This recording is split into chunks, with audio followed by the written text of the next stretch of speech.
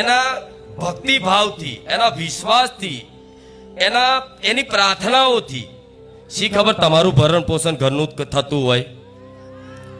આ જેમ મારો દીકરો પ્રાર્થના કરે છે કે માં હજારો લાખો ભક્તો આવે છે, બધા તમામ ભક્તોને માં તું સુખ પ્રદાન કરજે, બધાને સુખી કરજે, તો એની પ્રાર્થના સાંભળીને હું માતા બધાને સુખી કરું છું।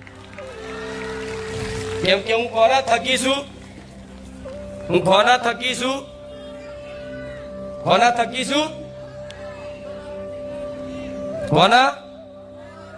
મારા દીકરા થકી, કે પ્રાર્થના કરે છે બધા માટે। તારે આ બધું આયોજન બધું થતું હોય, બધાની મનોકામના પૂર્ણ થતી હોય, તો આવો તમારા ઘેર કોઈ ભક્ત છે તો એ ભક્તનું દિલ ના દુખાવતા। તમારા ઘેર કોઈ દીકરી છે તે દીકરીનો ન્યાહાકો ના લેતા, અને દિલ ના દુખાવતા। તમારી કોઈ પત્ની ભક્તિ કરે છે તો એનો કોઈ ન્યાહાકો ના લેતા।